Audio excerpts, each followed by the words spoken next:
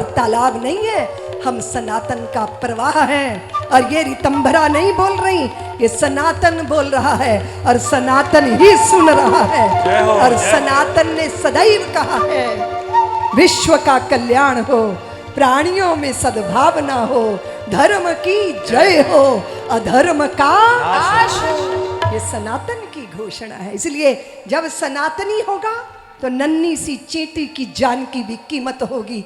ब्रह्मा जी और चींटी पर्यंत हम एक ही ब्रह्म का दर्शन करने वाले लोग हैं। ततीक्षवा कारुणिका सुहृदया सर्वदेही नाम अजात शत्रवः शांतः साधवा साधु भूषणा। चलो, देवहूति धन्य हो गई। कपिल जैसा पुत्र मिल जाए तो फिर तो धन्यता आएगी ही ना।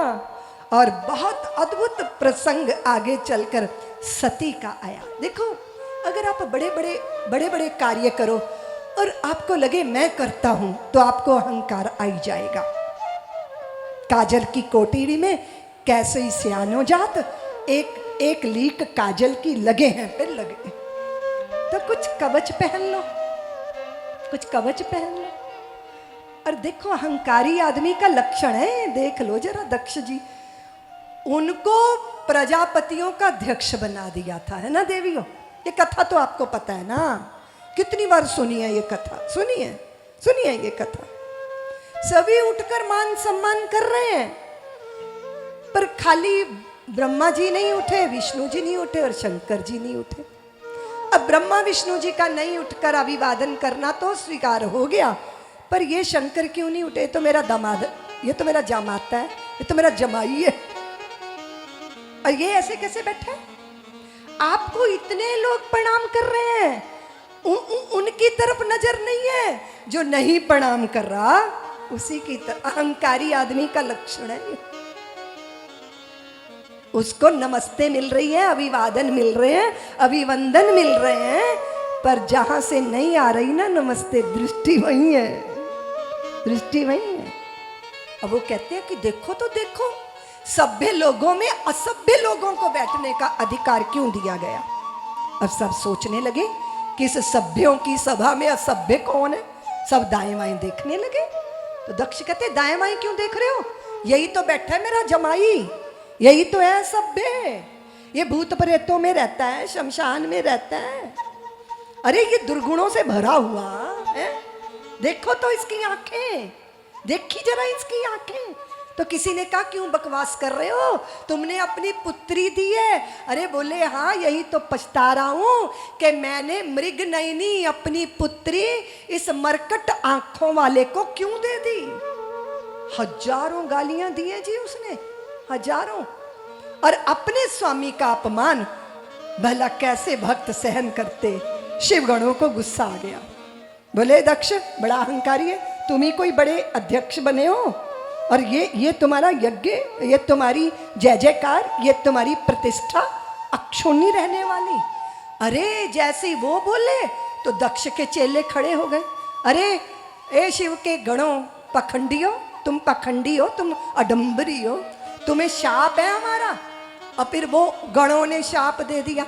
अब उनका अपमान हो रहा था तो भृगु अपनी दाढ़ी पे हाथ फेरने लगे। तो शिव के गण बोले, ए भृगु, दाढ़ी पे बड़े हाथ फेर रहे हो ना, ये उखाड़ दी जाएगी। शापा शापी हो गई। भगवान सोचे, हे भगवान, ये अभिनंदन समारोह है या श्राप देने की सभा है? यहाँ से चुपचाप उठ के चल देना चाहिए इस बवाल से। कभी कभी ऐसा भी होता है, जब बवाल ज़्यादा बढ़ जाए ना तो चुपचाप सरक जाना चाहिए। भगवान वहाँ से चल दिए तो उनके गण भी चल दिए, और ये दंश दक्ष के दिल में है। और फिर शंकर भगवान का अपमान विशेष रूप से करने के लिए यज्ञ का आयोजन। बताइए जरा, बताइए जरा। कर्म तो अच्छा, पर इरादा अच्छा नहीं है इरादा अच्छा? बोलो ना, कुछ तुम भी तो बोलो ना भैया। दो बातें होती हैं, एक होती है प्रतिष्ठा और एक होती है प्रसन्नता। आई बात समझ में? प्रतिष्ठा तो अच्छे अच्छे काम करोगे तो शक्ति वाले कहेंगे, वाह वाह क्या बात है, क्या बात है, आप तो बड़े धर्मात्मा, आप तो बड़े अच्छे हो, ये प्रतिष्ठा मिल गई आपको। आपके सदकर्मों को देख के प्रतिष्ठा मिली है। आप प्रतिष्ठित तो हो पर आप प्रसन्न नहीं हो। मैंने बड़े बड़े प्रतिष्ठों को देखा, अंदर सूनापन है, अंदर झंझावात है, अंदर विष भरा है, अंदर नैराश्य है, अंदर निराशा है, दिल खोल के हंस नहीं पाते हैं, अंदर से हंसी नहीं आती। बड़े प्रतिष्ठित हैं, बड़ी जय जयकार है, जहां भी जाते हैं पुष्पमालाओं से स्वागत है, भीड़ उमड़ गुमड़ के पहुंच जाती है, पर अंदर सूखा पड़ा है। प्रतिष्ठा तो है पर प्रसन्नता नहीं है। प्रतिष्ठा सद्कर्मों से आती है और प्रसन्नता सच्चे इरादों से आती है। अगर आपके हृदय के भाव अच्छे हैं ना, तब प्रसन्नता आएगी। हाँ? यज्ञ तो कर रहा है पर पड़ोसी का नाश करने के लिए यज्ञ कर रहा है। कर्म अच्छा है पर इरादा अच्छा। और गांव के कुएं में कुतिया गिर गई और मर गई, सड़ गई, बदबू देने लगी। सबने कहा भैया कुआं कैसे साफ होगा? तो बोले इसमें गंगा जल डालो, गुलाब जल डालो, कन्या भोज करवाओ, कथा कीर्तन करवाओ, फिर कुआं पवित्र होगा। गांव वालों ने चंदा किया, सब कुछ हुआ, पर कुएं से बदबू आना बंद नहीं हुई। तो सबने पंडितों को कोसना शुरू कर दिया कि इतने पैसे खर्चवा दिए, कुआं की दशा वैसी की वैसी। पंडितों के पास गए, पंडितों ने कहा कि गंगा जल गुलाब जल, हाँ भर भर के घड़े कुएं में उंडेल दिए। अरे कुएं से कुतिया बाहर निकाली कि नहीं? बोले कुतिया तो कुएं में ही है, गंगा जल बहुत डाला, गुलाब जल बहुत डाला। तो पंडित बोले मूर्खो, गंगा जल गुलाब जल सार्थक नहीं होंगे जब तक कुएं में कुतिया पड़ी सड़ती रहेगी, पहले उसे तो निकालो।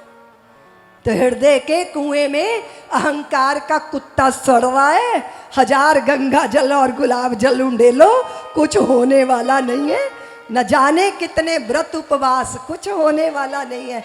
क्योंकि व्रत उपवास वाले भी अहंकारी हो जाते हैं। जो चाय नहीं ना पीते, वो चाय पीने वालों का नाक में दम किए रहते, हम तो भैया 14 साल से चाय नहीं पी। अरे भैया चाय छोड़िए, कोई जान तो नहीं छोड़ दिया। ये सात्विक अहंकार है, बड़ा खतरनाक है। मुझे तो कभी कभी ना अहंकारी साधु से शराब भी अच्छा लगता है। बुरा नहीं मानना, बुरा नहीं मानना। और मान भी जाओ तो मेरा क्या बिगाड़ लोगे?